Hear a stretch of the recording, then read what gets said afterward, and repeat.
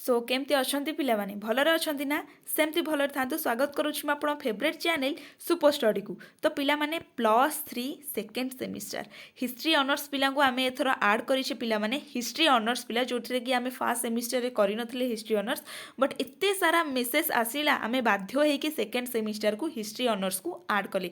तो आजि ठारू एट द लास्ट पर्यंत आपन हिस्ट्री ऑनर्स रो समस्त अपडेट क्वेश्चन आंसर एवं पिला माने कौन ना जो एग्जाम रिलेटेड सबू जेतिकी सबू आपनको इम्पोर्टाट क्वेश्चन अच्छी सबू को प्रोवाइड कर पिला माने।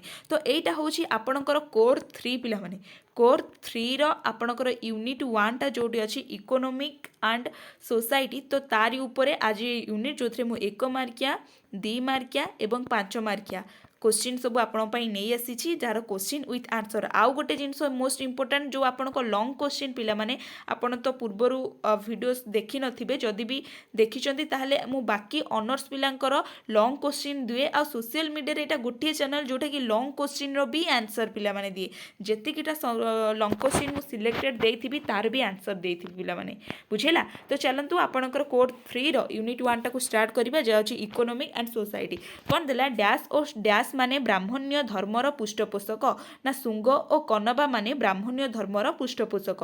तापर ब्राह्मण्य धर्म डैश उपरे पर्यवेसित ना भक्ति उपरे पर्यवेसित। वैष्णव धर्मर प्रधान ग्रंथ कौन ना गीता।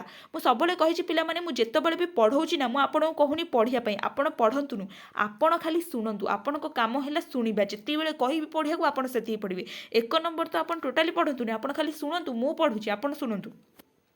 तापरे कौन देला कि डैश थिले शैव धर्मर प्रवक्ता ना आचार्य लाघुलेश थिले कौन ना शैव धर्मर प्रवक्ता। तापरे पंचधाई ग्रंथ डैश रचना करथिले ना लाघुलेश पंचसाई लाखुलेश पंचसाई ग्रंथ रचना करथिले। तापरे देला पूर्व मीमांसा डैश उपरे आधारित पूर्व मीमांसा वैदिक धर्म उपरे आधारित। तापर क्वेश्चन देला संख्या दर्शन डैश उपरे आधारित ना सृष्टिर विवर्तन उपरे आधारित। संस्कार संस्कृत शब्द डैश रु आनित ना समस्कार रु आनित। हिंदू शास्त्र ब्राह्मण माने डैश प्रचार संस्कार वर्णना करिसेंती ना 16 प्रकार प्रचार नुहे 16 प्रकार संस्कार वर्णना करिसेंती। वर्ण व्यवस्था अनुसार समाज को डैश वर्ण रे विभक्त कराइछि मोस्ट इंपोर्टेंट पिला माने मोस्ट इंपोर्टेंट निहाती आसीबो 4टी वर्ण रे विभक्त करिसेंती। वर्ण व्यवस्था रे श्रेष्ठ वर्ण कोन ब्राह्मण इंपोर्टेंट अछि।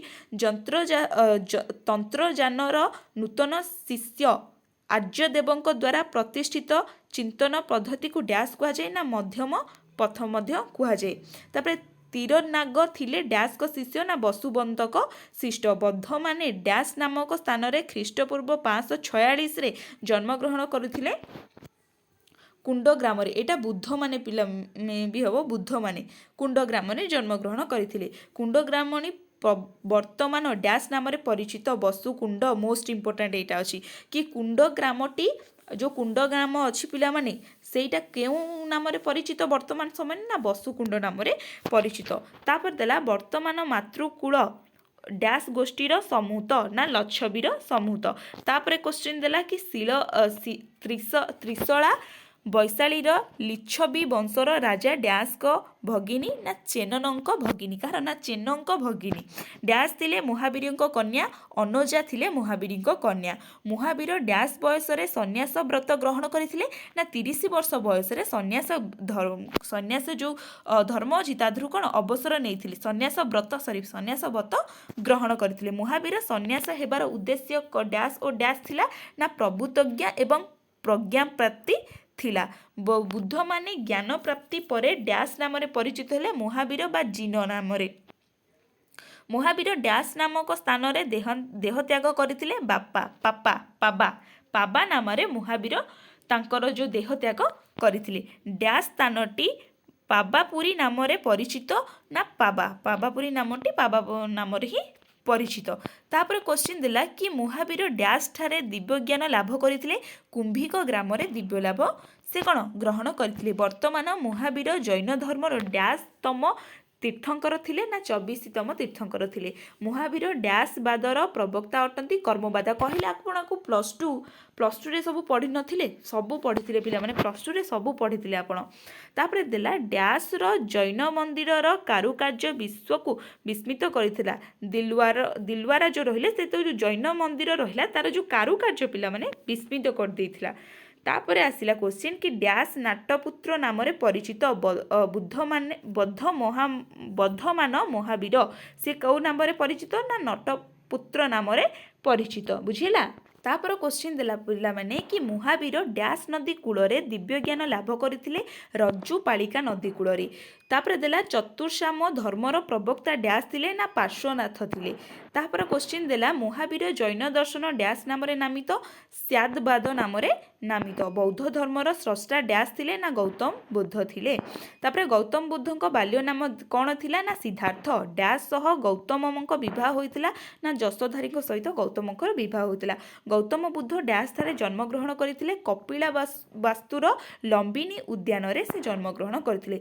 बुद्ध डैश मार्गर प्रवक्ता थिले ना मध्यम मार्गर। गौतम बुद्ध जेउ अश्वत्थ वृक्ष तले ध्यानमग्न थिले ता नाम कौन ना बोध द्रुम थिला। तापरे देला गणिका आमहपल्ली डैश धर्म ग्रहण करथिले ना बौद्ध धर्म। बौद्ध ग्रंथरे बुद्धदेवଙ୍କ मृत्यु को डैश नाम नामित करा जायतिला महापरिनिर्वाण। हीनजान और महाजान डैश धर्मर दुईटी गोष्ठी बौद्ध धर्म मोस्ट इंपोर्टेंट बौद्ध धर्मर दुईटी गोष्ठी ना कौन ना हीनजान और महाजान। तापर आसला काहाकू भारतीय लुथर कुहाजे। बुद्धदेव को ओडिशा रे केउठारे बौद्ध कीर्ति देखिबा को मिले रत्नगिरी ठारे। बौद्ध धर्मर केउ गोष्ठी प्रतिमान पूजा करिबा पाई दाबी करिथिले ओ एही गोष्ठीर नेतृत्व किए नैथिले महाजान गोष्ठी एवं अष्टदश एहार नेतृत्व नहीं। तापर आसला पिला माने एठी दी मार्किया क्वेश्चन कौन ना प्राचीन इतिहास रे भारतर अर्थनैतिक मानदंड कृषि किपरि उन्नत थिला वर्णना कर। तापर क्वेश्चन देला कि ब्रिटिश अधिकार समय रे भारतर कृषि रे अव्यवस्था आलोचना करो। ब्रिटिश बेले भारतर कृषि कार्य केमिति थिला। पृथ्वीर केउ स्थान मानकरे विशेषतः भारतीय लुगार आधार थिला से संपर्क रे एक विश्लेषण प्रदान करिबाकू देछि। तापर देला बयन शिल्प ध्वंस साधन पाई शिल्प विप्लवर भूमिका आलोचना कर। 5 नंबर क्वेश्चन कि मौर्य जुग रे भारतीय अंतःदेशी वाणिज्य पथर एक सम्यक परिचय प्रदान कर। तापर क्वेश्चन देना कि सुल्तानी जुगरे भारतर आभ्यंतरीण और बहिर्वाणिज्य यात्रा पथर एक सम्यक सूचना प्रदान कर कारण सुल्तानी जुगरे जो रहिला। तापर क्वेश्चन देला कि भारतीय बयन शिल्प ध्वंस उपरे लॉर्ड विलियम बेंटिन को प्रक्रिया प्रकाश कर। लॉर्ड विलियम बेंटिन आपण ना सहित परिचित थिबे। तापर देला भारतीय जाति समाजर एक ऐतिहासिक तथ्य विश्लेषण कर।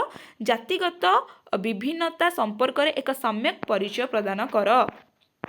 तापर आसिला भारतर द्राविड़ीय प्रजातिर एक वर्णना प्रदान कर। प्रजातीय लक्षण रे एक सम्यक सूचना प्रदान कर। वर्ण व्यवस्था संक्रांतीय सांप्रतिक प्रासंगिक उल्लेख कर एवं भारतीय समाज रे अस्पृश्यता संबंधी एक टिप्पणी दियो। लिंग धारार ऐतिहासिक विवरणी प्रदान कर एवं लिंग इतिहास एक अभिप्रेत धारा संपर्क रे आलोचना कर। भारतीय अस्पृश्य जातिर सामाजिक धारणा परिप्रेक्ष्य आलोचना करिवो। हिंदू विवाह नीति संपर्क रे एक सम्यक परिचय मध्य प्रदान करिवो। मुस्लिम माने विवाह धारा को विहित पर्यालोचना करिवो एवं हिंदू विवाह आईन संपर्क रे मध्य आलोचना करिवो। संपत्ति संबंधी प्राकृतिक अर्थर विशेषत्व मध्य प्रदान करिवो। एटा पिला माने मु जो 20टा आपन 20टा आपन जो 2 मार्किया क्वेश्चन देली ना केवल एया को पढिलो आपन मु कहूची आपन नोट पढंती केवल एया को पढ देखिबो आपन A+ निहाती रखिबे कारण ये सब इंपोर्टेंट जिंस गुरा सब।